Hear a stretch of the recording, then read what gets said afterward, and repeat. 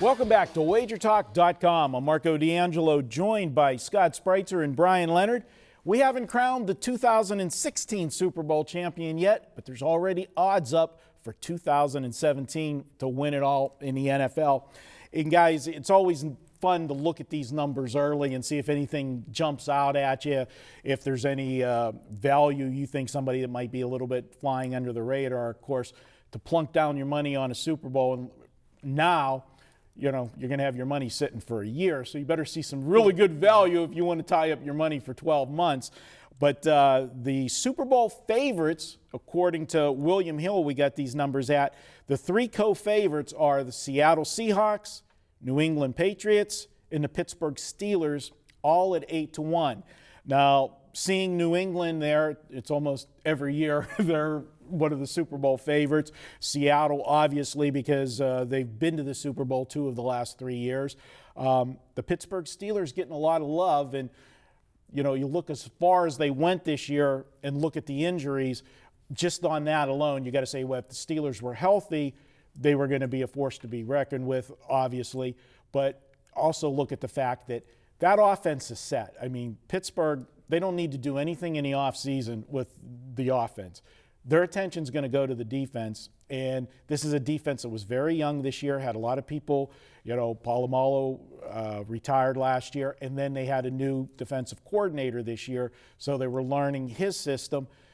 They're going to be better on defense just by default from experience in learning the system, but I think all of their draft picks this year, the focus is going to be, you know, shoring up the secondary, and if they do that, the front seven was good, they can be a complete football team. And that's not me being a homer. No, not at all. No. Where are you from? We're a little tired today. Well, you know, the thing is they're 8-1, and I don't want Yeah. to tie my money up for a year. Exactly. And they do have to make adjustments on defense. Right now, if they went with what they have, they're not 8-1. You know, and I look at Baltimore, 30-1. Just, I want to throw that out there because they had all the injuries. Look how close some of their losses were this year. You got to think that comes back a little bit. And you're going to have Flacco back. He was injured for most of this year.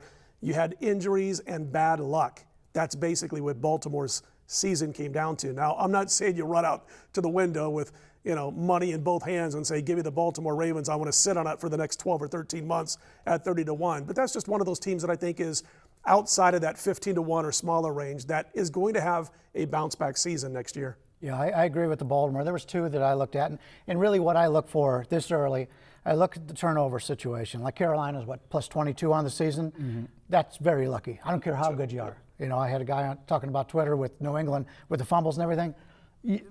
It's lucky, 22. So I don't want to put anything you do with Carolina is going to be overrated. But you got a Baltimore team who is terrible on turnovers. You got a Dallas team who was the worst in football this year, obviously the quarterback. The thing that concerned me about Baltimore, and I do agree, the teams that lose the tight games, I look at 7 points or under, and they did lose a lot of those games. They had the least amount of fumbles lost this year. They only lost 7 fumbles on the season. So all those turnovers were all interceptions. And obviously, you know, at the end of the year, they didn't have Flacco there.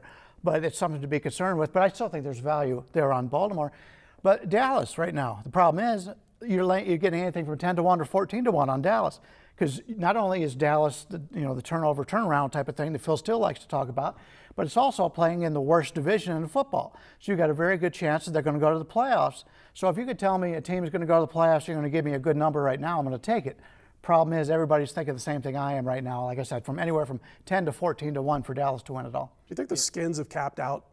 I mean, do you think this was like a kind of a, I don't know if it's an anomaly if they're not going to get there the next couple of years, but I look at what they got on offense, what Kirk Cousins was able to do, but that defense is just a mess. I don't see them improving next year, which is why Dallas might have even a better chance in that division. In Minnesota, what about 20-1? It's not bad for Minnesota. They got to get better at the passing game, but Bridgewater's young. I like Teddy Bridgewater.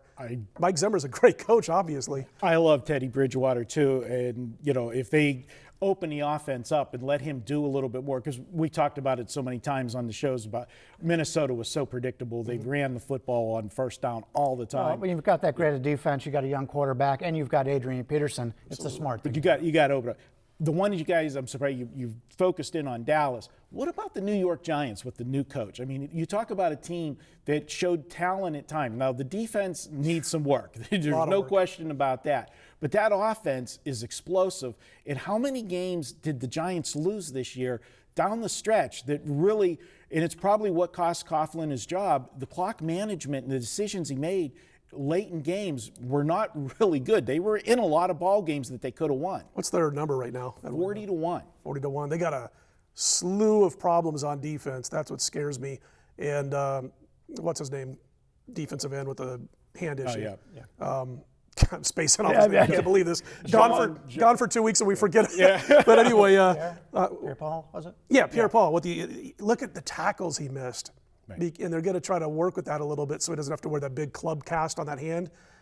They need him to come back, but they need him to be able to play with two hands. Right. And that defense is a mess. But at 40-1, when you threw that number out at me in that division. Yeah, it's a soft division because we think the Skins are going to go backwards. And Dallas is always one hit away from being bad again. Because Romo's been gone 2 of the last 3 seasons. They'll have Johnny Manziel next year.